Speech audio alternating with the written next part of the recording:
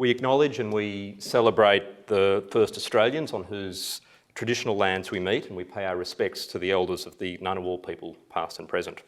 Colleagues, friends, ladies and gentlemen, welcome to the National Security College here at the Crawford School, here at the Australian National University. And a particular welcome to our colleagues and collaborators in this evening's event from the Strategic and Defence Studies Centre in the Coral Bell School, also at ANU.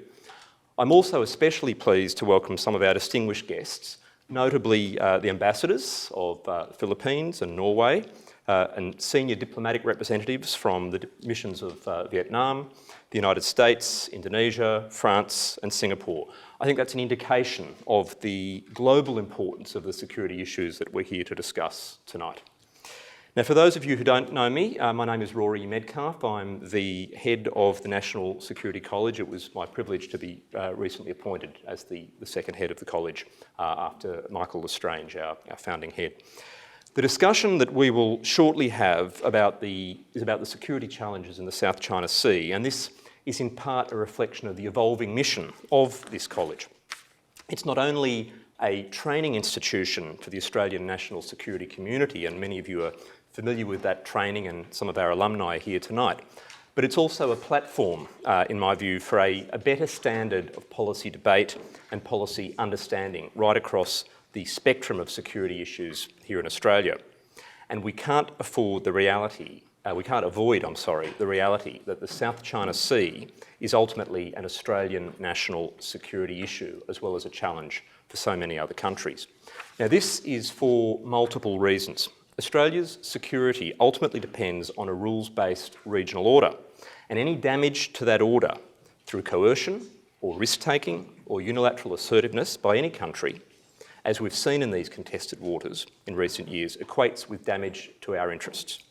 Secondly, Australia's vital lifelines and trade routes to and from our top 3 trading partners, from China, Japan and South Korea, run through those waters. Third, the tensions in the South China Sea are testing American resolve, American credibility and diplomatic dexterity. And America is Australia's ally, and therefore these are tests for us too. Fourth, as the region comes to terms with how to incorporate a powerful China and its legitimate interests, the way that China behaves when its interests brush up against those of smaller powers provides a test case for us all to watch very, very closely. And fifth, if tensions in these waters were to escalate into conflict, Australia would not be able to pretend that it's not our business. It will affect our interests no matter what. So this evening's discussion is enormously timely. Now, just last week, not far from here, the South China Sea made global headlines when the commander of the US Pacific Fleet, Admiral Harry Harris, warned of the perils around China's so-called Great Wall of Sand. That is, of course, the rapid program of island building, including potential military infrastructure that is changing facts in the water and building a new status quo in the waters that China contests with the Philippines and Vietnam. Now, it's a pity, in my view, that the negotiation of a code of conduct to manage the tensions and the disputes seems to be proceeding with rather less haste than the work of those very efficient Chinese bulldozer drivers and dredge operators. Now, the Admiral's speech could perhaps have been more delicately worded, but in my view, his point was a reasonable one and not an intrinsically dangerous or escalatory one, as some observers have been quoted as describing it. A similar point has previously been alluded to by Assistant Secretary of State Danny Russell and is now being repeated, perhaps more diplomatically, by Defence Secretary Ash Carter on his timely visit to the region. The island building is a new kind of provocation to which no country yet has a credible response. So tonight's event, as I've said, is timely. And my predecessor at the college and his team had, I think, very good prescience and judgment in commissioning the research project on which tonight's event is based. It's, after all, in a sense, a book launch for an excellent collection of chapters, and I should, at this point, show the book, an excellent collection of chapters by some leading experts in the field, looking at political, legal and regional security perspectives on the South China Sea dispute. I recommend the book, of course, published by Routledge, but also its predecessor occasional paper, published by the National Security College, which I believe you can obtain for a rather reduced price than an important academic tome. Now, shortly we're going to hear brief presentations from the editors of the book, Dr. Leszek Brzezinski and Professor Chris Roberts, and I congratulate the editors on this achievement, as well as from one of the contributors, Associate Professor Brendan Taylor, the head of the Strategic and Defence Studies Centre. Their areas of focus will include the perspectives of Vietnam and the Philippines, countries whose views must be counted as strongly held, just as those of China are. I should also give apologies at this point for those of you who've come here under false pretences, because my colleague Professor Michael Wesley, head of the Coral Bell School and another of the book's contributing authors, is unable to join us this evening, but we'll have opportunities to engage with him on these issues at a later date. I should note also that the book contains some particularly useful and insightful chapters, or a chapter on legal aspects of the dispute from Professor Don Rothwell, head of the school at the ANU College of Law, and I again look forward to our opportunities in the future to conduct a future event with Professor Rothwell to look more squarely at the legal aspects of the disputes, particularly the Philippine case for arbitration and China's own interpretations of the law of the sea. So to conclude my opening remarks and to open up a wider set of presentations and discussion, I want us all to think about 5 questions. First, what are the security risks arising from continued tension in the South China Sea? Second, what are the contours of a possible resolution to these disputes? Thirdly, is resolution a realistic option? Fourth, do dispute management and confidence building measures comprise a more feasible set of options for preventing conflict? And how would these work? More feasible, that is, than resolution. Is resolution, in fact, a pipe dream? And finally, what are the options before the international community if the present situation, including the island building, continues? So 5 questions for us to ponder as we listen to the presentations from my colleagues. After their presentations, and that is presentations from Leszek Brzezinski, from Chris Roberts and from Brendan Taylor, I look forward to moderating a discussion on these and other questions, and we'd really like your contributions to that discussion. So just a reminder, the event is on the record. Please switch off your phones if you haven't already. What you ask and what you say is on the record, and that's I think, very valuable for transparency in this discussion. I do, of course, encourage tweeting, so if any of you are looking at your phones during the discussion, I know you'll be doing it for the right reasons. I will now invite our first speaker, Dr. Leszek Brzezinski, to take the stage. Well, I'm very pleased to see so many turn up at this book launch. I've sketched out a few ideas that I want to present to you today in the very limited time I have available. First is why this project was launched and what we were concerned about when we approached the previous director and asked him for support, which he very kindly gave. Why the South China Sea? Let me then make a few broad remarks, because we see it as multidimensional. It has 2 essential dimensions. The first is that it is a matter of legality. There's a legal issue involved for the ASEAN claimants, Vietnam, the Philippines in particular, less so Malaysia and Indonesia. Indonesia doesn't consider itself a claimant, less so Brunei, because they seek to have their claims supported and confirmed by international law and UNCLOS. The other part of the story is China, whose legal claim is of very dubious value and bases its claim upon the so-called 9-dash line, which doesn't meet legal criteria, and historical rights. And we have a tension between these views. One is, or approaches, one invokes contemporary international law and UNCLOS, which China has agreed to support, and the other is based largely, but not entirely, upon so-called historical rights, a very dubious 9-dash line. And so we have a China that is raising or resorting to what I call the power of insistence in order to have its claim accepted by others. And why go to such lengths? What is China doing?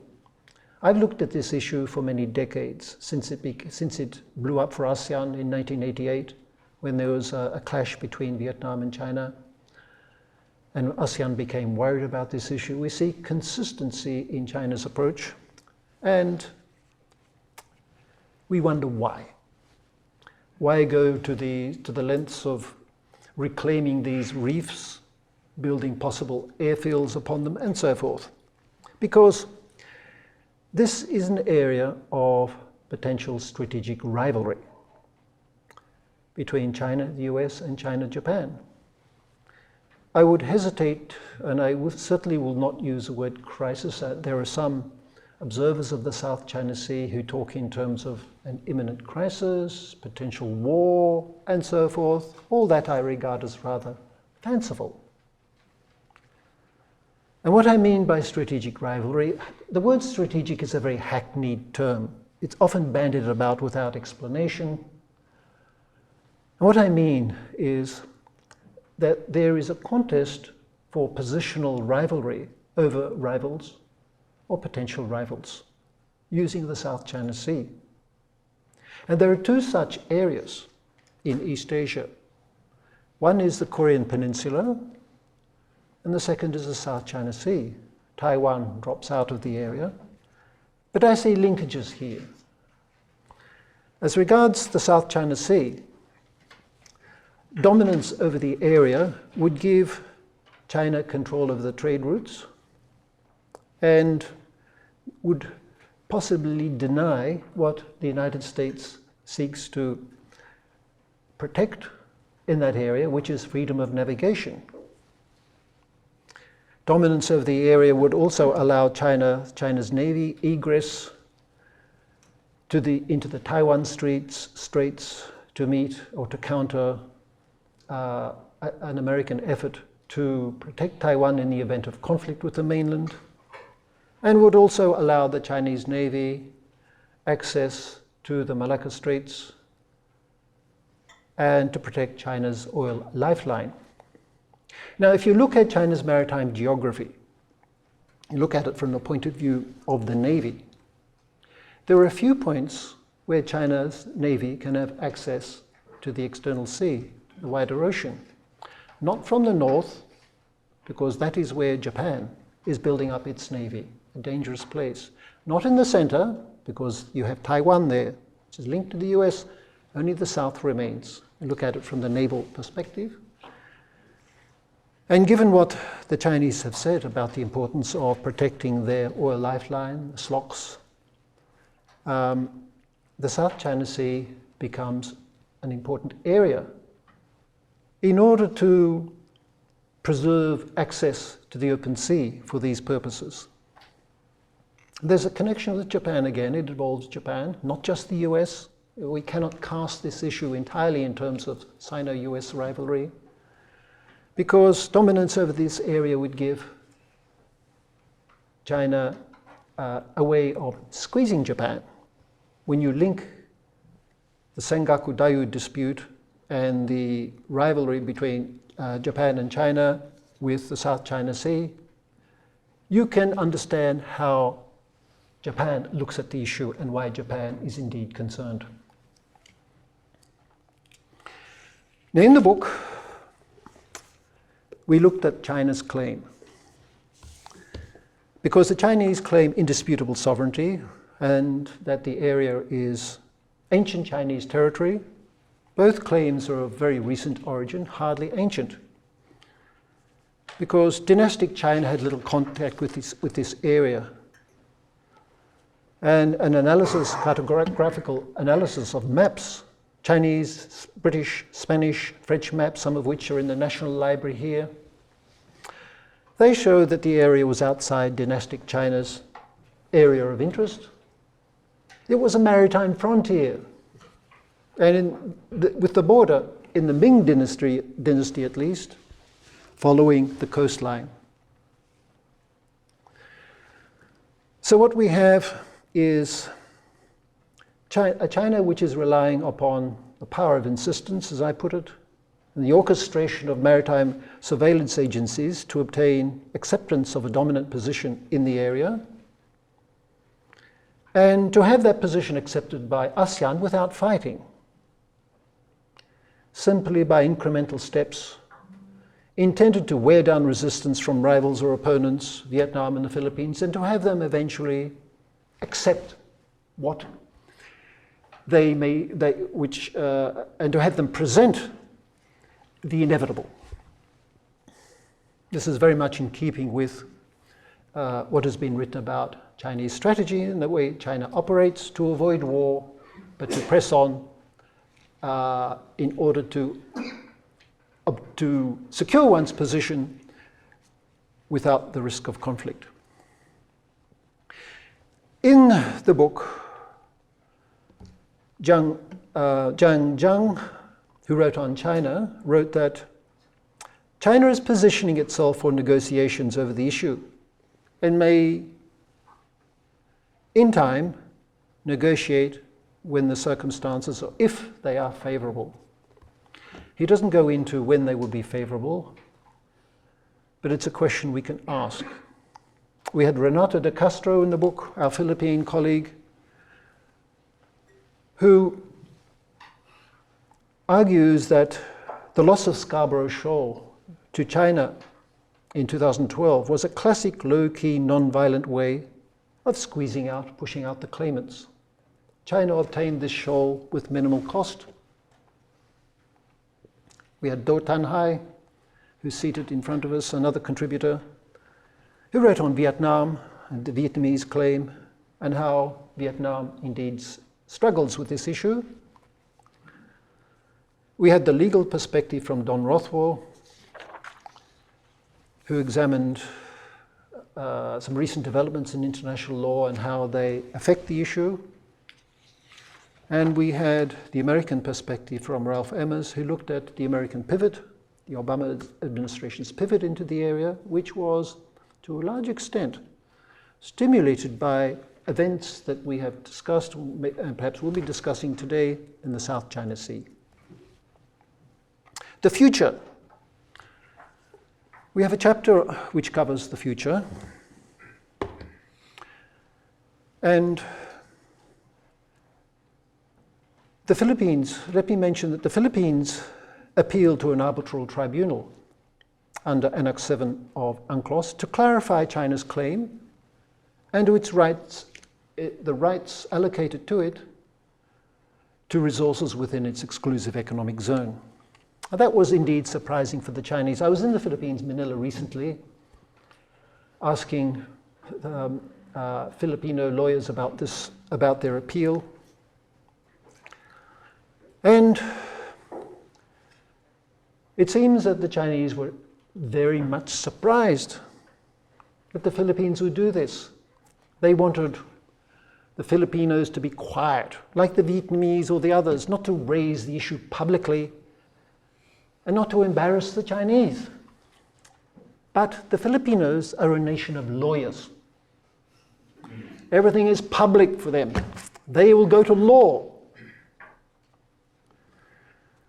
Now, it seems to me, and it seems to some of the legal experts I've spoken to about this appeal, that the tribunal is unlikely to wash its hands of the issue. It may be tempted to, there may be a temptation on the part of some to do this, say, look, China is a big power, this is a complicated issue, we don't get involved, China has claimed that the tribunal has no jurisdiction, therefore no decision will be made. But the tribunal is, at least the judges, justices in the tribunal, are all very familiar with UNCLOS, have lived with UNCLOS all their lives, all their professional lives. And if they avoid this issue and the legal issues raised,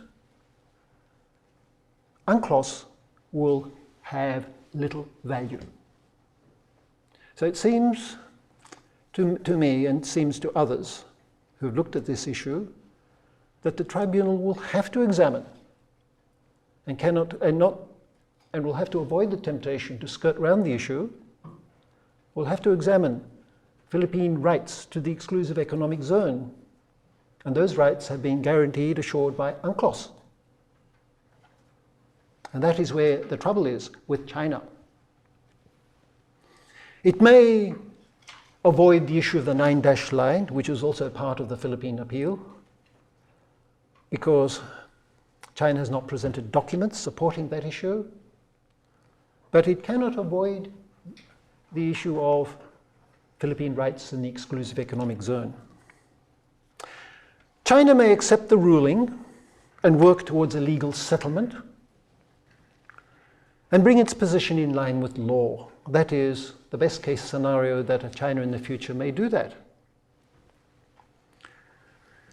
Because it will ultimately benefit from law as a major trading power, and as its economic interests and investments abroad become vulnerable to disruption, it will be in China's interests to reach to law protection. However, perhaps it's too logical for politics in China.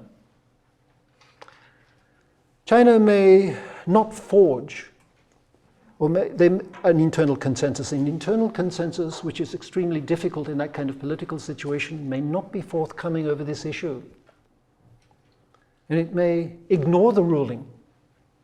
It may slide into legally unsustainable positions as it becomes more assertive in trade, intellectual property protection, as well as maritime disputes. That's the worst case scenario. If that happens, then I think China's actions and China's assertiveness will stimulate the formation of coalitions, security relationships involving the aggrieved ASEAN claimants, not just the United States, but Japan as well. And on the outside, India. It will bring together various combinations involving external powers, regional claimants, and part claimants, as I would put Indonesia in that area. In that worst case scenario, regional security would be the worst for it. And at that point, I will stop. Thank you very much. Good evening. First of all, I'd just like to start by thanking Rory for his very kind remarks and introduction, and also to thank the National Security College for the research grant that was provided that led to both the occasional paper, conference, and eventually this book on the South China Sea, as well as the field work that Leszek and I participated in that also contributed to some of the content in what I hope are some of the key chapters within the book. Today I'm just going to, I guess, give a bit of an overview of some of the key developments without going into too much detail, and then some focus on the regional implications, a little bit about the perceptions that we have come across in the region about these developments, and some brief remarks about the implications. Just in terms of the importance of the South China Sea, for those of you that are less familiar, depending on what figures you look at, up to 50% of global trade travels through the sea lanes of communication. Up to 50% of hydrocarbons also travel through this. So there are key issues, not just about the centre of the South China Sea being open to shipping, etc., but also some of the straits, such as Malacca Straits, Lombok Straits, and Sunda Straits. It actually represents 25% of South China Sea's protein needs. That's through fishing. That's 10% of the world's protein requirements. So it's quite a key resource in terms of food. Hydrocarbons, well, I'll leave you to look at the book, but there are a very diverse array of estimates, and some of the highest estimates, perhaps unsurprisingly, come from Chinese institutes, which may also play into skewed perceptions about the importance of the region on certain fronts. We've also seen a little bit of increased analysis about the importance of the area as a marine environment, reefs, shoals, etc., and the recent sort of land reclamation that was mentioned earlier being undermining some of that. You can see here a rough picture of, for example, the unilaterally imposed fishing ban each year by China. And just a list of some of the other recent developments, which I won't go into detail with each of them individually. But last year, we did see some disconcerting events concerning the oil rig, deep sea oil rig 981 by China. And we saw fairly large, or relatively very large protests within Vietnam, leading to the deaths of some Chinese citizens. And this is a little bit of a taste, I think, of the level of nationalism that is under the surface and is often an underestimated component of a number of the claimants. And I would put the three top in terms of the risk of nationalism affecting policy being in China, Vietnam, and also the Philippines. From the Chinese perspective, going into Beijing, I guess 2 years ago now, and also in looking at public statements and scholarly analysis, etc. There is the argument within Beijing that they themselves are responding to provocations, statements or submissions under UNCLOS, etc., dating back to 2008 or 2009. The US Secretary of State at the comments at one of the ASEAN Regional Forum meetings as being an example of internationalization, which is something that China really wants to resist. And I guess at another level, which is not infrequent, the statement that China has indisputable sovereignty. If it's indisputable, there is no dispute, so therefore it can do anything it likes because it is actually its own backyard. So this becomes a somewhat circular argument in discussions, say, for example, that Leszek and I held in the South China Sea. So we used to hear the word creeping assertiveness. Perhaps we can say a kind of attempt, perhaps misguided if we look at things in terms of international law, a more strict interpretation of international law, and what judges, etc., in, say, the Permanent Court of Arbitration would actually see through as a strategy. But we do see the attempt to exercise effective control over these and other shoals and reefs. And you can see the quote from one senior military officer of general rank, who stated, "There will come a time when no one will remember that we not only rightly held sovereignty over the Paracel Islands, but also did control them until their occupation at the end of the Vietnam War." Of course, there are different interpretations, but from the League of Nations to UN Charter, we have the concept that there is no right of conquest, and so there's a whole debate associated with things like Woody Island, etc., as to what is the right position there in terms of ownership and how that issue can be resolved. But as in line with this creeping sovereignty, you can see here an image of the various ships, which also included PLA Navy ships in this image. And up until a few years ago, the large sort of consensus was that the Chinese Navy was staying out and not part of a coordinated effort. But we've seen that change significantly in the last couple of years. And here are some recent images from early this year of the extent of land reclamation taking place. This is a picture or image of Mischief Reef area. Of course, other countries have also been, claimant states have been involved in reclamation over the years. It's not just China. Perhaps the one exception would be Brunei, as far as the 5 or so claimant states are concerned. This is dredging as at 2012 of Johnson Reef, and here we can see fiery cross reef in the Spratly chain of islands and the establishment of a possible runway, which again I would argue has more of a strategic implication rather than a legal implication. It has the implication of being able to extend power, resupply efforts, project power across the South China Sea, with some analysis arguing that there is at least perhaps a contingency in the future, a contingency or a plan to establish something like an ADIZ, an Air Defence Identification Zone, similar to what we saw a few years back in Northeast Asia.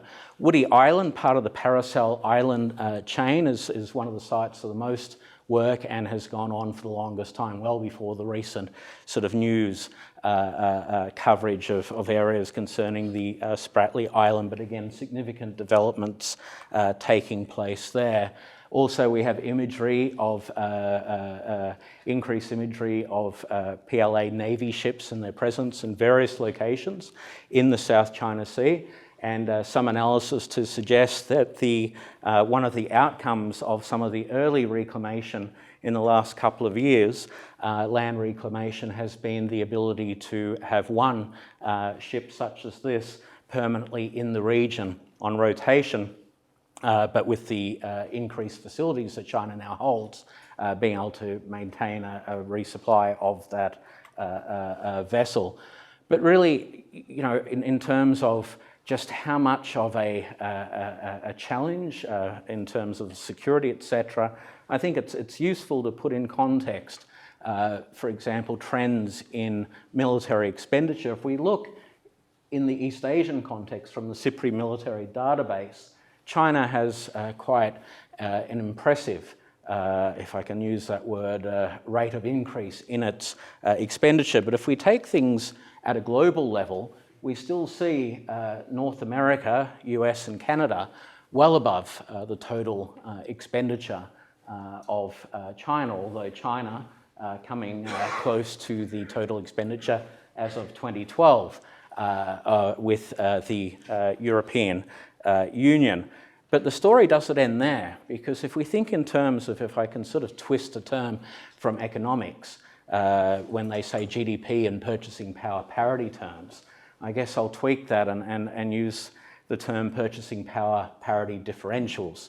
So we're not comparing, you know, oranges with oranges. What China can achieve with its budget in terms of funding personnel, in terms of manufacturing military equipment, in terms of designing new technology, is a completely different, pardon the reference, kettle of fish to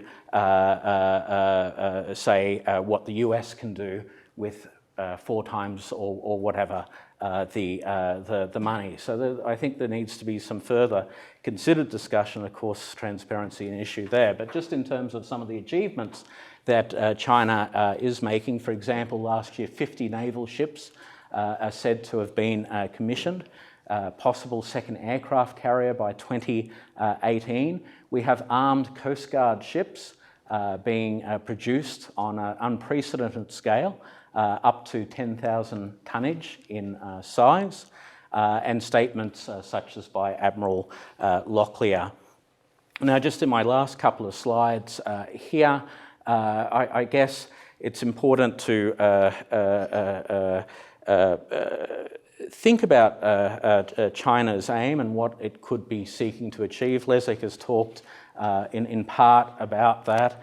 I think if we look at the stationing of Chinese assets, what's taking place, the whole picture, it does at least point to some disconcerting contingencies that agencies within Beijing, if not the party itself, are at least keeping in mind for use under certain circumstances, and I'll come to that in a moment. However, this is not without costs, and recent behaviour are not without costs. We see Vietnam, for example, entering into a contract and has received already part of its order for 6 fast attack Kilo-class submarines from Russia, and other countries increasing their expenditure, not to a point of an arms race, but nonetheless seeking to increase the level of deterrence against future action from China, and perhaps to deter such actions in the future. Perhaps countries are seeking a little bit more strategic diversity, reassessing their partnerships. We saw in the last couple of weeks an enhanced comprehensive partnership between Australia and Vietnam entered into, which had more than a dozen references to UNCLOS, South China Sea, regional security, etc. So we can see what is very much on the minds of countries as they seek to forge stronger relations, and I would find it hard to imagine that recent events do not tie in, and certainly the specific reference to South China Sea indicates that. One general mentioned to me in Vietnam that as far as relations or a shift in relations to be warmer with or closer with India is concerned, Vietnam started, if anything, 10 years too late, but they're seeking to make up for lost time now. We see a statement by Japan's Prime Minister standing next to the Filipino President saying we stand shoulder to shoulder.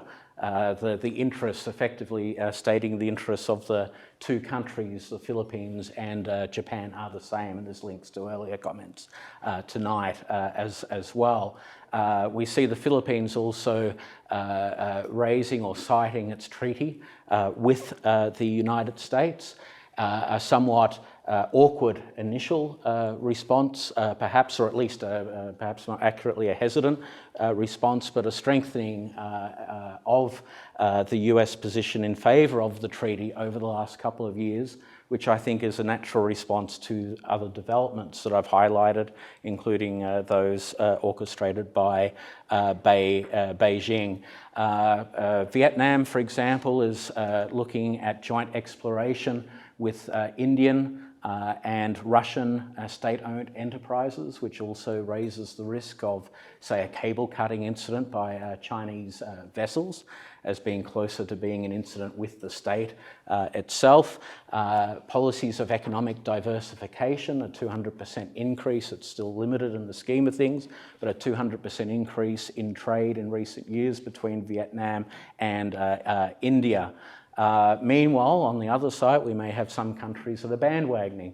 In 2010, the Chinese ambassador to Brunei stated that the two countries were negotiating a sort of a MOU on joint exploration. There's nothing stated for the next couple of years until it was announced in the last year or two. And so this also links to what we have seen as a fragmentation of what was some earlier unity and collective statements and declarations in the 1990s, and the pursuit of a code of conduct that led to a compromise position on the 2002 Declaration on Conduct of the Parties in the South China Sea. We've also saw the inability of ASEAN for the first time in its 45 or 50-year history to come to the conclusion of a joint communique because of the insistence by the Philippines and Vietnam on certain references to recent developments at a foreign ministers meeting, ASEAN foreign ministers meeting in Phnom Penh in 2012. Indonesia played a key role in sort of reconciling that issue, but a situation of carrots and sticks, trade agreements, arrangements, investments and aid to some of the smaller countries. And if you have a country like Laos, where the GDP is perhaps $6 billion or thereabouts, it doesn't take much of China's budget to have a significant impact and thereby influence through its aid and investment. We also see a very different alignments at the strategic level, treaty partners of the US in the case of the Philippines, to other countries that are much more closely aligned with a US. Now, I agree with Leszek that Indonesia is not officially a claimant state, but we have in recent years actually seen a hardening of Indonesia's position as well in response. And this is a cost of China's actions, where, for example, various senior defence officials have stated that Indonesia's territorial interests do conflict with the 9-dash line, with China's maritime claims. I have been out to other agencies, such as out in Bogor, and in discussions and presentations with those, or one particular agency, security agency out there, the discussion was not what role can Indonesia play, how does it actually defend its interests. The one agency that steadfastly states it is not a dispute seems to be the Foreign Ministry, or Kemlu, at this point in time. It's perhaps a useful diplomatic device, because if you look at the Natuna gas field, the continental shelf, the EEZ, etc., it does actually conflict with the 9-dash line. But by being a neutral, honest broker as such, perhaps Indonesia has been able to play more of a role than it might otherwise have had. And so there's an important debate to be had there as to what path and direction Indonesia should take in the future. Second last slide here, just in terms of the factors mitigating the risk of conflict. Of course, I've mentioned the damage to China's reputation, the strategic repercussions. Of course, China is not independent of the global economy. It also relies on many factors associated with this, including investor confidence, etc. Both my predecessors tonight have referred to international law and UNCLOS. If a country is exceptionless with regard to its legal obligations as a signatory state to UNCLOS, how does one trust with regard to its obligations under WTO or other areas? So this also has ramifications for assessments of risk on a much more comprehensive basis. Then, of course, sometimes it's forgotten, but there are similarities in the two socialist systems between Vietnam and China, and there is a long history of relations, and there are mechanisms, etc., that can come into play to reduce tensions at appropriate junctures in time. The other issue is perhaps more recent assessments by Beijing itself of the counterbalancing that we're seeing within the region. And then there is also the cost from a Chinese perspective of, say, greater third-party involvement, whether that's, say, in a diplomatic level by Australia and perhaps through that enhanced comprehensive partnership, or other developments that we've already had noted with regard to Japan and the United States. So for my final, sorry, this is actually second last slide. In terms of Beijing's contingencies, I do think we can see that under certain circumstances, that it is actually actively pursuing a blue water naval or a projection capacity, the projection of power across the entire sub-region through these land reclamation activities. There may be calculations here. There's often an assumption about, or too much focus, in my opinion, between what China does, how the US reacts, etc. There may be, and this may be a misguided position, but there may be a belief within certain quarters that certain actions, especially if it's done on an incremental basis, can be maintained below a level that would incite a US or Western collective response. So if the US is kept out of the picture, then what position do the navies of, say, Southeast Asia have to resist anything that China has in some form of grand strategy, to use Brendan Taylor's sort of terminology in some of his informative articles on a variety of subjects. in the other side of the coin, however, is we are dealing with authoritarian countries. In some instances, in the case of China, performance, legitimacy, continued economic growth, the continued advancement of people's way of life, lifestyle, etc., is key. This can tie into the issue and calculations about the importance of access to energy and resources. Nationalism, as I've already mentioned, linked to this identity, is a problem. One Peking University scholar said, if you ask a 50-year-old on the streets of Beijing to draw a map of China, he will draw a map of mainland China. If you ask a 20-year-old, he or she will draw a map with a giant sort of tongue hanging down. That is the China and the South China Sea. This is part of every student's education, according to this professor. This may create a kind of trap to which even in the future, under circumstances, there might be circumstances where the Central Party wish to make a compromise, but what is their capacity to do so without a significant domestic backlash?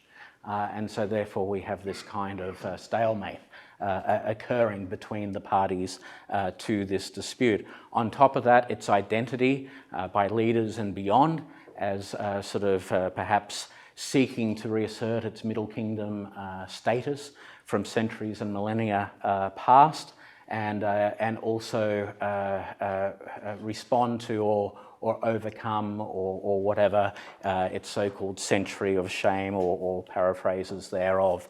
So final slide here. I think it's safe to say we will continue to see regional disunity. In fact, I think as someone who primarily specialises in ASEAN, the outlook in the political and security spheres of cooperation for ASEAN is increasingly dire, given the political and strategic nexus between economic relationships and also strategic relationships. And this is not separate from issues of whether you are authoritarian or democratic, either, with some exceptions. We also see, and I think this ties in with Leszek's comments, increased connectedness between Southeast Asia, Northeast Asia, Japan, etc., and South Asia, India, for example. And so this connectedness also ties into the greater risk of great power involvement. Indeed, perhaps the South China Sea can be seen as a kind of proxy, perhaps for reasons that it is seen as being lower risk, which may in fact end up being the opposite, but as a proxy for some of the strategic rivalry and easier to play out, again a misassessment, than say in other parts. Societal stresses, desertification, environmental degradation, corruption, etc., will also play into the predictability of China's behaviour, its planning. Even within China, some people conceded the idea or the concern that certain aspects are reactionary, although I think overall we are seeing very coordinated activity between Coast Guard, military, etc. And certainly, I do also re-emphasise earlier comments about South China Sea being a test for future Chinese behaviour as a great power. And so this is something that is of particular importance to Australia, to see how responsible it is and how it reacts. And some of the statements I, and Leszek as well, heard in Beijing were very disconcerting in this regard. And for Australia itself, I do worry that we see not just what's happening in the South China Sea, but issues with Japan, etc. And yet, last financial year, 36.7% of our exports went to China. My colleague Andrew Carr just wrote to me today and also highlighted that 50.1% of Australia's total exports are minerals and fuel, such as hydrocarbons, etc. And I think there's an important debate to be had in maybe reassessing some of the presumptions of the Australian economic model and the sustainability of our current pathway or trajectory, given that what will remain for the future is the fact that the US is our key security ally, and how does this sit, or how will this sit, if we have a situation in the future where perhaps for the world, to have a slightly alarmist tone here, comes closer to some formal level, potentially, of peak global GDP, but certainly if not that, increased resource scarcity and competition over resources and increased pressure over economic development, both in the developed and developing worlds. If we think about global climate change and other issues and bring that all into the picture, we've actually got a very challenging few decades or next century ahead. So hopefully that might provoke some questions for later on. Thank you very much. Thanks very much, Rory, for the opportunity to co-host this evening's event, and also congratulations on your appointment as head of the NSC. After being friends from afar over many years, it's really just so exciting to have you here and to be working together. And it's also a privilege to be able to share the podium with two such long-standing friends, Chris and Leszek, on their very special evening tonight. I think that Chris and Leszek have really done a wonderful job really highlighting just how assertive Chinese behaviour has become over the past half decade or more in the South China Sea. I think few, if any, in the room would dispute that proposition. I think often less acknowledged, however, is just how much more assertive Australian thinking and approaches to the South China Sea has also become in recent times. It's just over 2 years ago, on a night like this, in fact, and just down the road at the ANU, that the then Foreign Minister, Bob Carr, gave a speech in which he reiterated that it was Australia's position not to take sides in the South China Sea disputes, and where he outlined a number of options in which the claimants might productively move towards managing their differences. Today, when officials refer to the management of the South China Sea disputes, it's much more in terms of deterring China, of opposing and resisting Chinese coercion. And this is matched by a policy and public debate that's also become much more hard-edged in terms of how Canberra should be approaching the South China Sea. Now, part of the reason for this is, of course, that we've had a change of government, a couple of changes of government during that period. And let's be clear, as Leszek and Chris have said, part of this is also a product of the fact that Chinese behaviour has become more assertive during this period. But what worries me, though, is that this really quite significant shift to the approach that Australia is taking is based upon three underlying assumptions, each of which I think is quite questionable and which haven't been subjected to sufficient scrutiny. And the first of those assumptions is that Australia has an active interest in the South China Sea because of our economic dependence. This is an argument that's been made tonight because of the fact, or the supposed fact, that 60% of our trade passes through this body of water. Now, to be fair to everyone who's used this statement tonight, or the statistic, it's one that's used very frequently, and I'm honestly not sure exactly where the figure comes from. But I do know, however, that it's actually very hard to make these sorts of estimates. And by my own estimates, the 60% figure is actually rather suspect. And I make this rather bold assertion for a number of reasons. I think if you look at where Australian shipping to Japan goes, most of that generally goes east of the Philippines and thereby is well clear of either of the China Seas. If you look at our shipping that goes to the north of China and to Korea, that will generally go through the East China Sea rather than the South China Sea. And it's really only our trade to southern China, Hong Kong and Vietnam, that most of that does pass through the South China Sea. And that, of course, includes the very significant LNG traffic from northwest Australia to China. Well, taken together, that certainly sounds to me like a lot less than 60% of Australia's trade. And just as importantly, if you consider China's considerable dependence upon the energy trade in particular, it's hard for me at least to conceive of a situation in which Beijing would see benefit in actively seeking to obstruct the passage of that shipping. A second assumption driving the shift in Australian thinking on the South China Sea relates to the evolving balance of military power in this part of the world. Now, according to this line of reasoning, Chinese actions in the South China Sea are undermining the capacity of the United States to project power across this body of water. Because Australia has long had an interest in maintaining a favourable balance of power in Asia, the assumption here is that we stand the best chance of doing this by banding together with the US allies and partners with a view to checking China's growing power and influence in the South China Sea. Again, I think this is a somewhat questionable assumption. It's certainly true that the People's Liberation Army has made impressive gains over the past 2 decades, and these have almost certainly shifted the balance of military power between China and a number of Southeast Asian countries, namely Vietnam and the Philippines. Yet I also think it's important not to overestimate what these gains have meant in terms of the larger US-China military balance. And I commend to you here a recent article that's been published by my SDSC colleagues Paul Dibb and John Lee. In this article entitled "Why China Will Not Become the Dominant Power in Asia," Paul and John estimate that China is currently approximately 20 years behind the US in high technology weapons.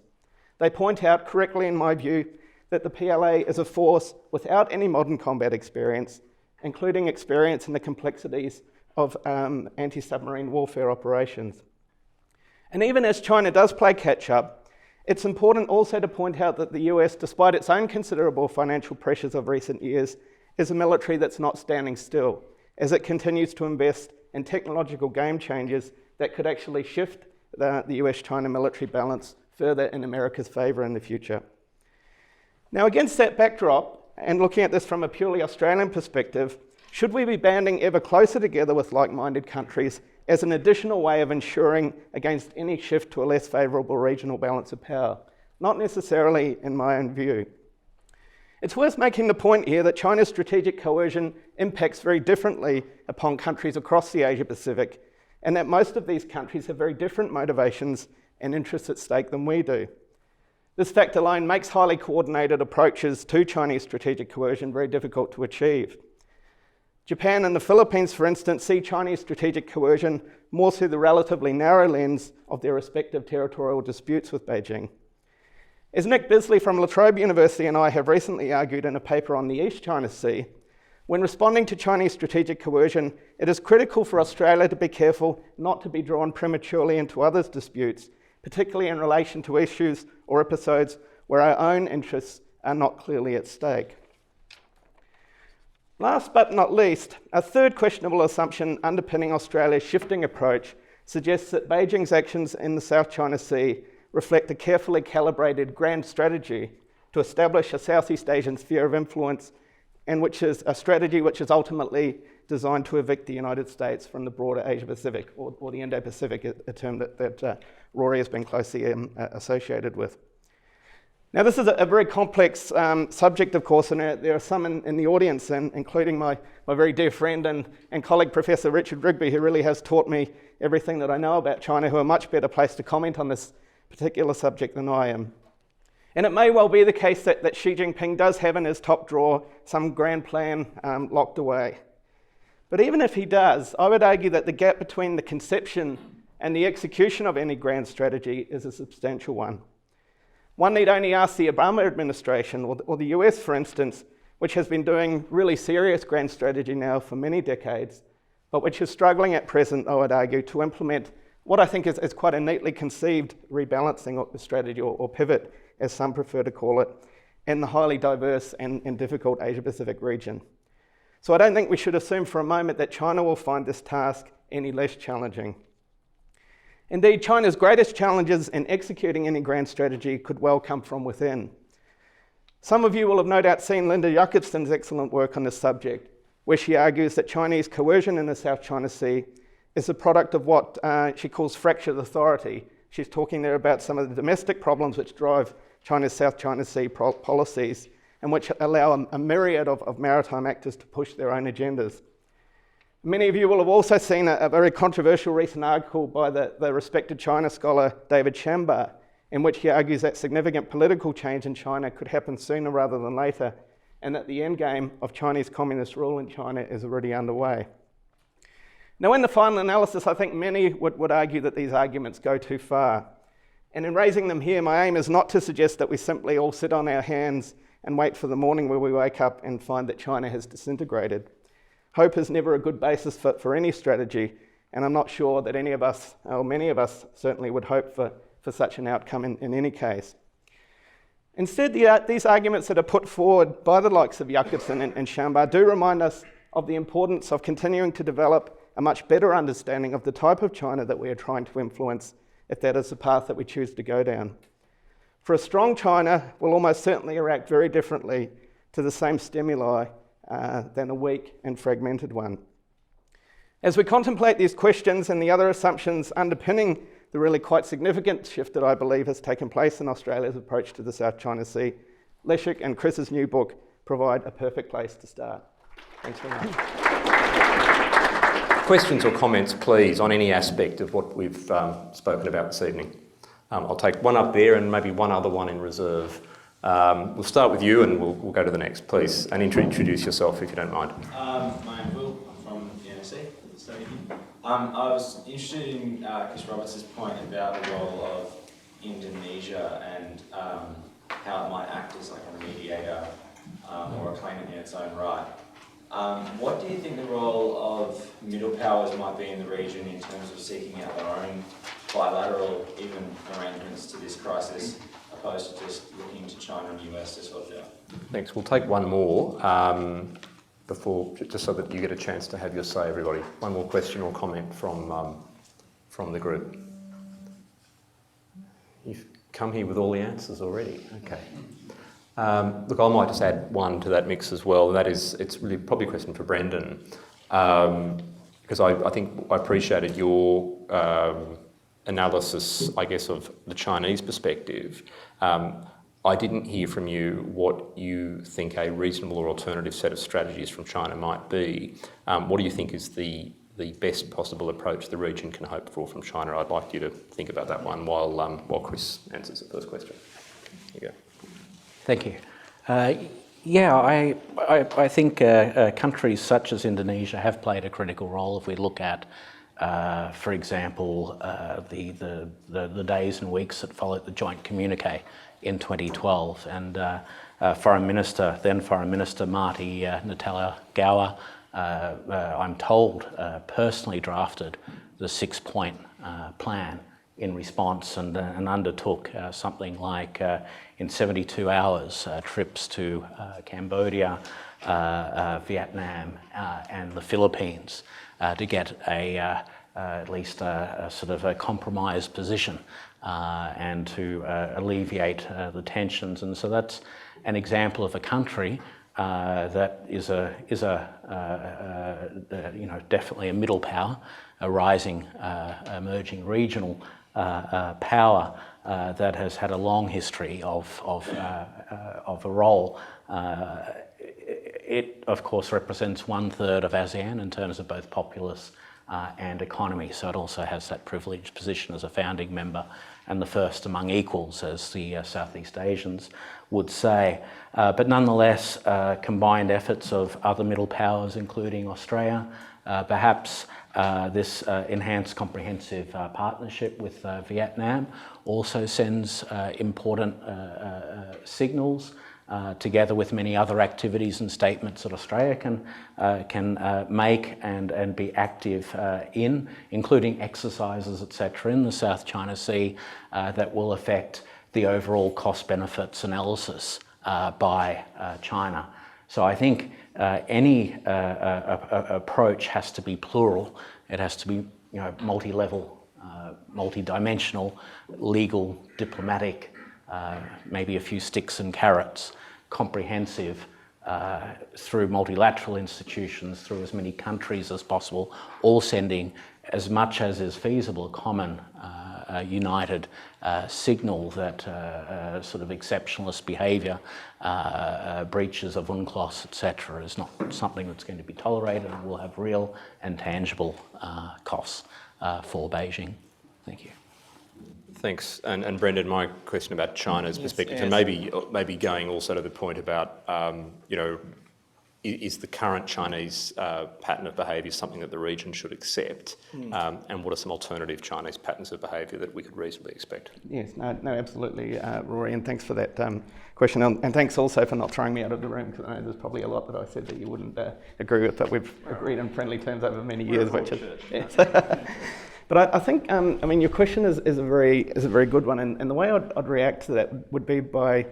the first thing I'd say is that I see China as very, very much a reactive power, or there are elements of reaction in its approach to things. And I think it's the sort of power that the harder it gets pushed, the harder it pushes back. It's not the only power to do that, but by virtue of its sheer size, I think when it does push back, the ramifications of that are often more significant. And I think what we see, and I think Chris highlighted this very well in his remarks about land reclamation, that we see a situation at the moment where, China is guilty of a lot of the things it's doing in the region, but it's not the only guilty party in the region. I think that we do see elements of action-reaction going on and elements of an emerging security dilemma. So, it's easy for me to say sitting behind an academic desk, but what I would prefer to see would be a little bit of easing off and just for us to see what happens for a while. And I do think that we do have time on our side.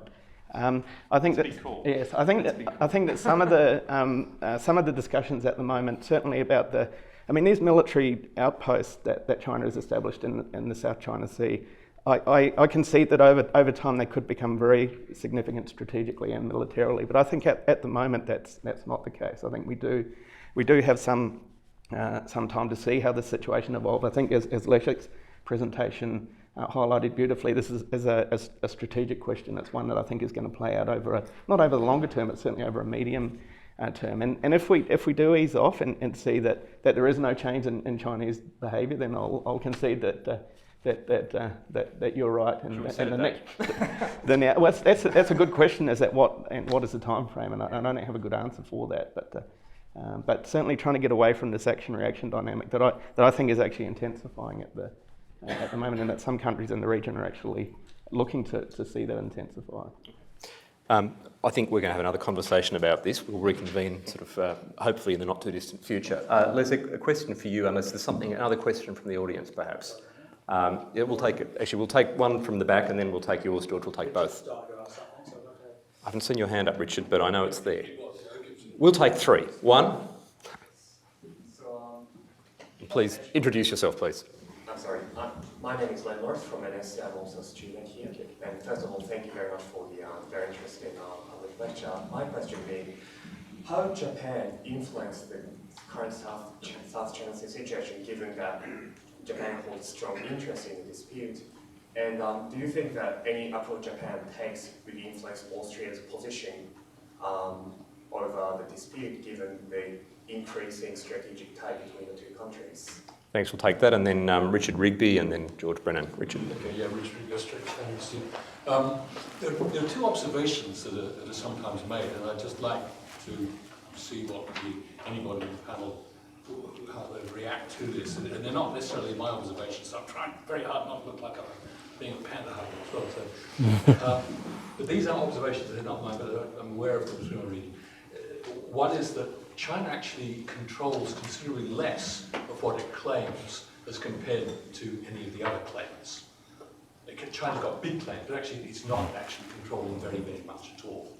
And this is one reason for heightened activism, and that activism is further heightened by the existence of UNCLOS itself, where there's a necessity to prove that you are actually in effective control and so on and so forth. And perhaps they read back from the lack of activity over vis-a-vis the Diallo Senkakus as well, and think, well, we better not be making that mistake. We've got to show that we're doing so, we're being serious about it. So that's two things that are said. I'm just doing something.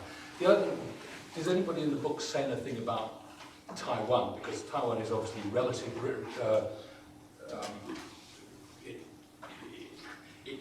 The PRC claims are based on Taiwan's claims, which are actually marginally bigger. When I was recently in Taipei, we were sent personally by the president to go and sort of look at the exhibition that had been put on, presenting those claims. They're 12-line or 9-line, because they see Chinese communists as having given a bit too much to the Vietnamese. Taiwan still actually does hold a considerable bit of territory there, and it continues to replenish it militarily. How does that fit in? Thanks. So one question on Japan, a series of comments and questions from Richard, and George will take yours as well, and then I think we might have room for one more. I want to give the panellists a smorgasbord of questions that they can pick and choose from. So, George. Mine builds a little on Richard's, which is the Chinese would like this take on it, the complexity of Chinese internal dynamics. We've been talking about China as a monolithic thing, which we all understand it isn't. And of course the Chinese would be happy to see Taiwan fill up with that in that context. There's China is far more of a land power than a maritime power, and its internal dynamics are complex. It has a nasty set of things all around its borders. So I'm interested in how people think that might play out, and as a related part of that, and you can chime in on this one, Rory, how India's interest in the Chinese-Indian relationship might throw into the mix as this plays out. You've muddied the waters for us beautifully there, George. They seem far too crystal clear to me. And Ashley Townsend from Lowy Institute, I saw you had your hand up earlier and put it down again, but I'm going to put you on the spot. I think you had a comment or question as well. Thanks, Rory, and not actually formally part of the Lowy Institute anymore, but Rory and I are working on a project on Chinese strategy in the region and maritime security. I just came back from a research trip where a couple of these issues came up. There's a very strong sense, as you all know, that China's restraint for 20 years has been abused by the other claimants in the region, and I got this from everyone I spoke to in China. That's not surprising, but there is a dilemma that goes with that the Chinese themselves seem to be facing and don't quite know the best way to get out of. The dilemma is this: they feel that their restraint has been abused, and therefore there's a need to build something to catch up. As Brendan articulated, they're far behind, but they're trying to respond to what others have been doing. The region is then pushing back and saying, well, this is illegitimate, even though it's what we've done before, and there's no space for a discussion on that issue. That's the first point. Is there a way for there to be some discussion on the legitimacy of what everyone in the region has done over 20 years, for it all to be open and negotiated? And secondly, following on from that, if that discussion is not possible and the only answer that comes from Washington and the region is arbitration, there's another problem, because China doesn't recognise the legitimacy of the arbitration process in its entirety. And that's not just because it doesn't view arbitration as being an accurate venue, a good venue for discussing sovereignty issues. It actually has problems with the legitimacy of the laws and the courts and the individuals involved. So is there room, in the opinion of the panel, to open up the debate about arbitration more broadly to actually accommodate or at least discuss Chinese concerns and find ways to address them? Because there does seem to be some willingness for China to find a legal mechanism by which it can start to talk about these issues. Thanks, Ashley. We've got a whole set of thoughts there for the panel to respond to. I'm going to ask Leszek first, and Leszek, you can pick and choose from among those, but I would especially want to hear what you have to say on Japan. Leszek, yeah, cheers. Yeah. I think the direction of the question was, what's the link between Japan and Australia with reference to the South China Sea, and would Japan's moves in the South China Sea actually strengthen or push Japan to develop corresponding tighter relations, security relations with Australia? I think that was the gist of the question. It seems to me, yes, Japan is becoming much more involved under the Abe Shinzo government, and the Japanese are very concerned. They look at the map and they see China's moves in the south, and they see how China's moves may result, if China ends up by dominating the area, despite their assurances that freedom of navigation will be maintained. The Japanese certainly will not trust the Chinese with respect to that, and they see that it will result in a very costly rerouting of trade and shipments of oil around that area. And that worries them very deeply. So their moves are related to Vietnam and the Philippines, not Australia. Now, where Australia comes in is over the Senkaku Taoyo issue.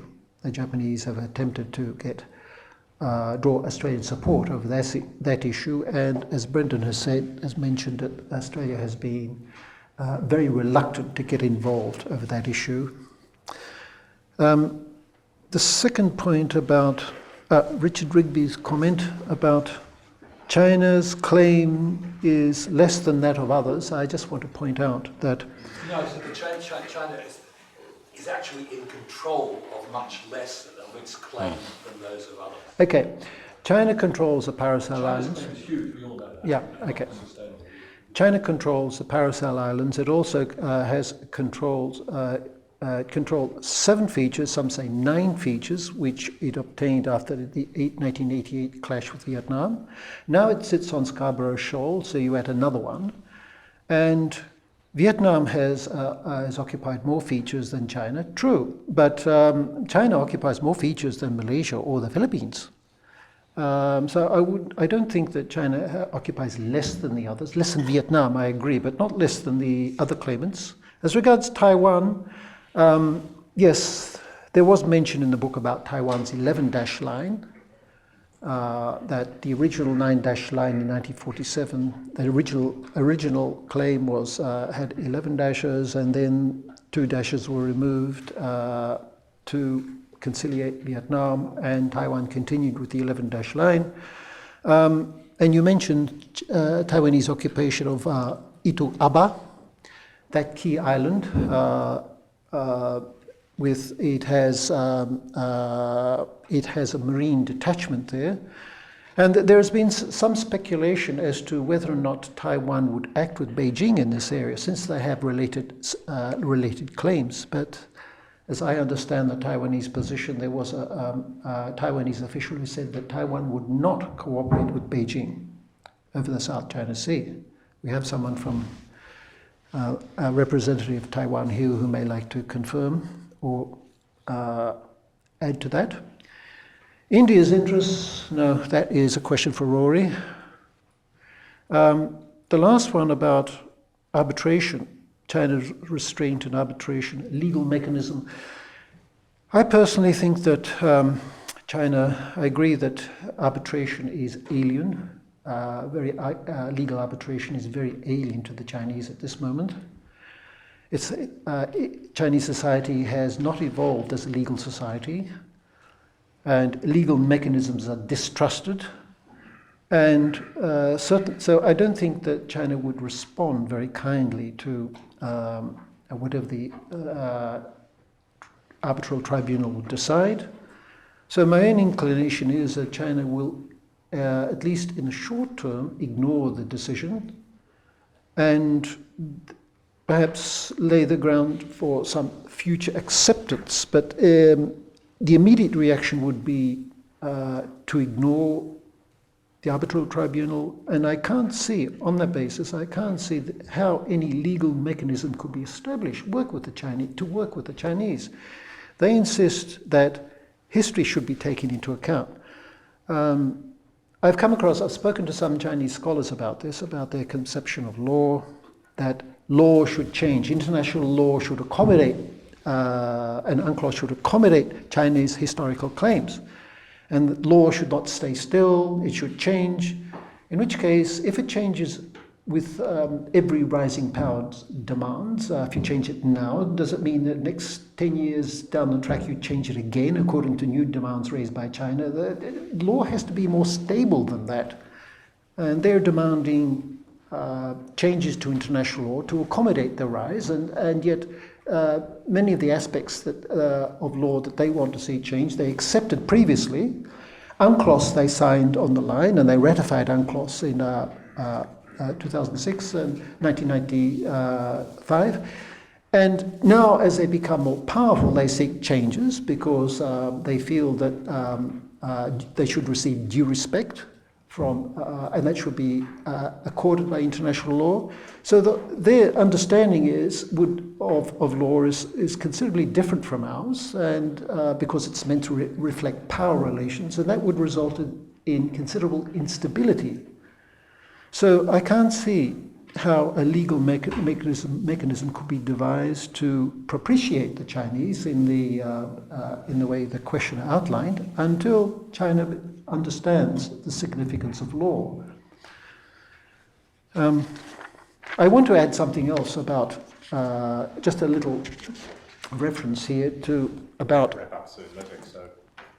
very briefly about speaking to Chinese scholars in Beijing, which we have done. I've done that for many years, because the Chinese scholars in the various institutes live in a very rigidly compartmentalized system and know little about the military, the PLA, or what the party is doing and what the party thinks. And I think that's one of the problems in reaching out to the Chinese. We may reach out to the scholars, we may reach out to the legal experts, those who are well versed in international law, but those who make the decisions are very often somewhere else.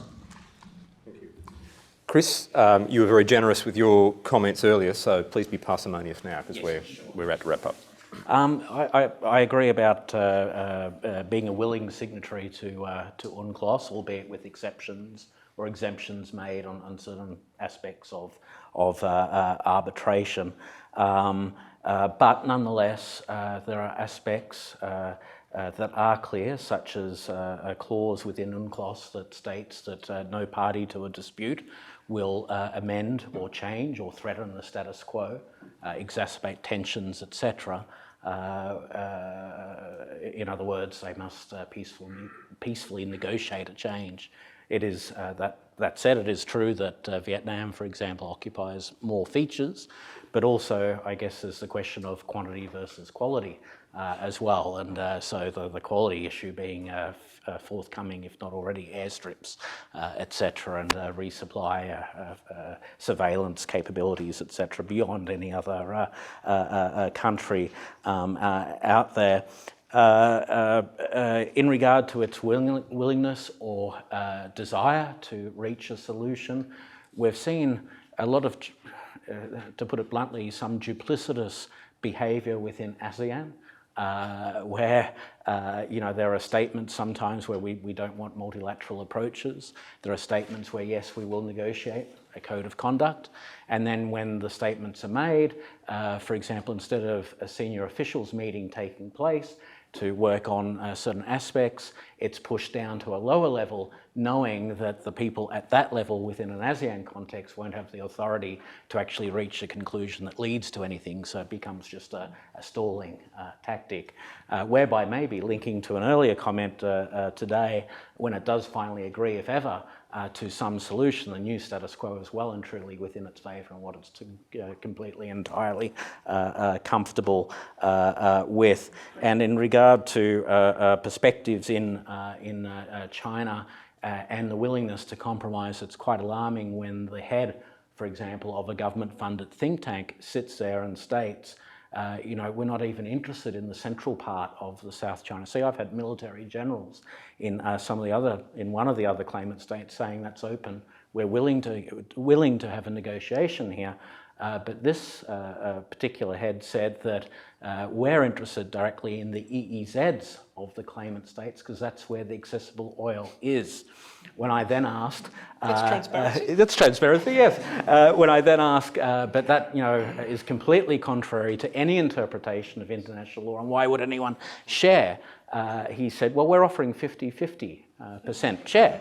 Right down to, he didn't say the beach, but this is what it meant. And then I said, but no one would agree to give something that is absolutely not your... And then the statement came up, well, 10, 20 years from now, that 50-50 will be off the cards and we will have the capacity to just take it like that. So when you have statements, and other statements that if they were to be public in the press would create protests in Vietnam tomorrow.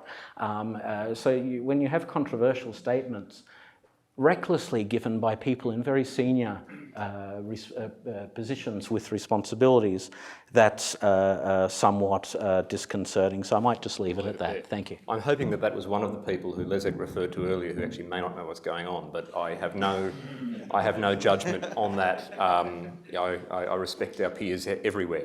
I'm going to leave the last comment from the panel to you, Brendan, and I'll give you a golden minute. So. Okay. No worries, Rory. And can I congratulate you on herding 3 unruly academics so well? But just very, very quickly, a minute in response to Len's question and Ashley's question. Welcome back, Ashley. It's great to see you again. Len, I think with respect to anyone in the room from Japan, including your good self, I think Japan is part of the problem here. I think that for very understandable reasons, Japan is an extremely insecure position at the moment as the balance of military power between itself and China shifts. But once again, I don't think we should overestimate how quickly that is shifting, but I think it is very clearly shifting in Chinese favour over time. But I think Japan's growing involvement in the South China Sea, I think is really fueling, or one of the factors fueling this intensification of the security dilemma that I talked about, particularly its assistance to Vietnam and the Philippines.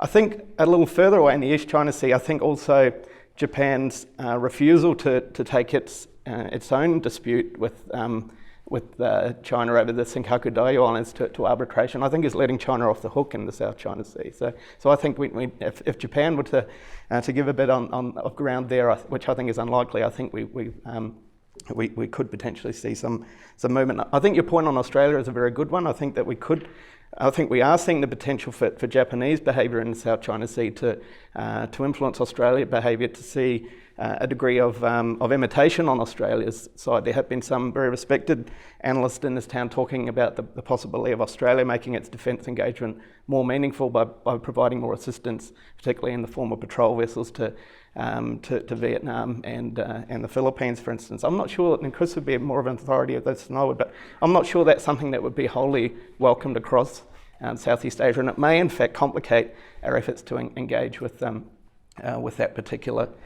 sub-region. In the interest of time, Ashley, I'll connect with you afterwards, because Rory, I think the audience would love to hear your views on India and the South China Sea in a minute as well. No, I'll give you 30 seconds, and I know we're eating into valuable drinks and conversation time.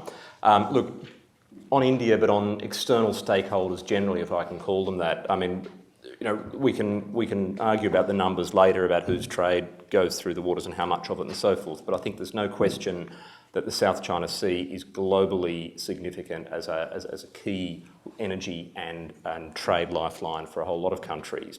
In that sense, it's not only about India or Japan or countries that are not, Southeast Asian countries or claimant countries. In my mind, the South China Sea is a global challenge. It is a global problem. The fact that we now live in an interconnected Indo-Pacific region, and the South China Sea in a way is at the very heart of the Indo-Pacific, means that this problem is going to remain everyone's problem, including our European friends for that matter, who of course have very large stakes in the trade going through those waters. So I'm going to end on that very ambiguous note, I guess. I'm also going to say that the college will continue to convene both discussions and publications on this and related issues. We certainly are not home to one point of view, as you've heard tonight. We're very pleased to host a diversity of views, but I think what's important is we put this debate a little bit more squarely on the table. In Australia, it's not an issue that can be brushed aside. It's not an issue that can be overlooked, given all of our other security concerns. So thank you to my colleagues on the panel. Congratulations again to the authors of the book, and one last time for the record, for the camera, here is the book. There is also an occasional paper published by this college. I invite you all to join us for drinks and conversation. I also want to thank my colleagues, particularly Martin Blazek, our communications and events organiser, for putting this event together, and Andrew Carr from the Strategic and Defence Studies Centre. We look forward to seeing you again here at the National Security College very soon. Congratulations and thank you. Well done. Yes, yeah. Thank you. Cheers, Blazek. Thank you.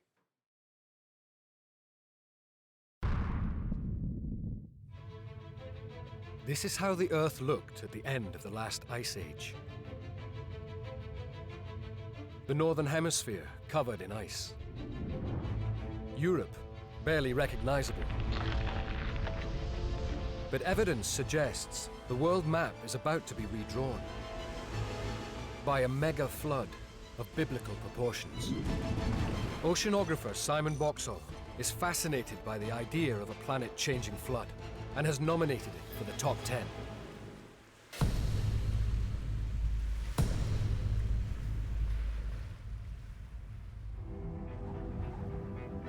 This disaster begins around 10,000 years ago, at the end of the last ice age. A huge glacier covering an area we now know as Canada is receding. As it melts, a vast freshwater lake bigger than Texas forms. For a time, the water is contained behind a wall of ice. But 8,500 years ago, this ice gives way, releasing this colossal body of water into the world's oceans. This had a dramatic impact on the already rising sea levels, adding a further 1 to 2 meters, 3 to 6 feet, in a very short period of time. And if that was to happen today with the same speed, it would completely devastate London, New York. In fact, it would impact on every coastal nation around the world. And in the ancient world, the rising waters spreading across the planet could have also led to disaster. Because according to some studies, the area now covered by the Black Sea was once home to one of the largest populations of the time. 9,000 years ago, this would have been an enormous valley leading down to this huge freshwater lake. It would have been filled with settlements, farmlands, a population of over 100,000 people. But that all changed when the floodwaters hit. Swollen by the mega flood, water from the Mediterranean begins to pour into the region, transforming the once fertile land into a saltwater sea.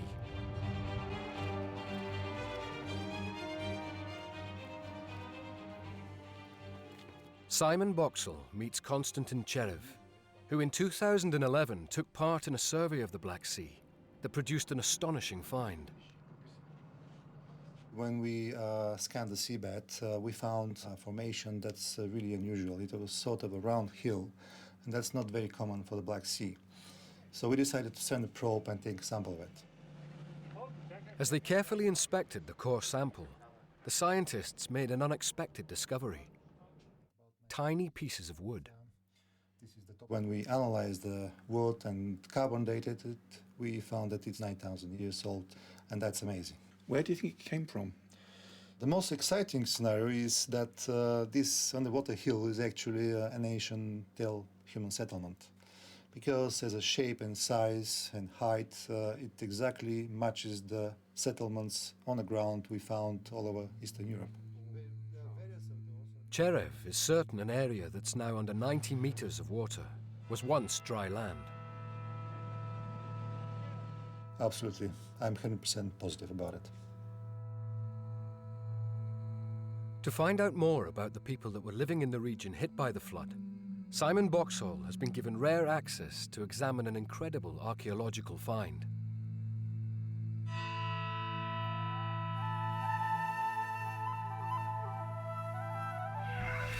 Unearthed from a nearby burial site dating back over 6,000 years were over 200 skeletons, along with a spectacular treasure trove of gold.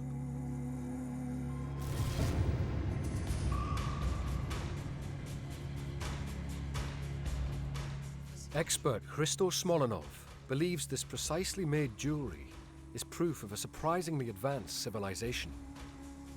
For instance, those are two separate gold objects, quite different, and still they fit perfectly. And this is more than you can expect from a culture 7,000 years old. It is a superculture. It's amazing how precise their measurements were in a culture that is so ancient. Smolonov's calculations suggest gold plates like this were used as the template for the accurate design of the jewellery, and that the dimensions of these plates later became the basis of the measuring system used by the architects of the Great Pyramids of Egypt. This sacred measure is 2,000 years older than the pyramids, conceived of and implemented by the hidden superculture responsible for the Varna necropolis gold. Christo has little doubt this superculture was living right in the mega flood's path. And he believes the exodus of these people played a crucial role in the development of Western civilization. I think the migration of this superculture that followed some of the catastrophic events that took place here is responsible for the migration of knowledge as well. If Smolenov is correct, it is possible that the scattering of this ancient population may have sowed the seeds from which the Egyptian and Greek cultures eventually grew 2,000 years later. Simon Boxall is also convinced of the profound effect this mega flood had on humanity. This flood drove apart a burgeoning civilization, possibly one of the earliest we know. And yet, this flood could have been the catalyst that led to our modern civilization. And it's for this reason that I believe that this ancient flood deserves its place amongst the world's top 10 natural disasters.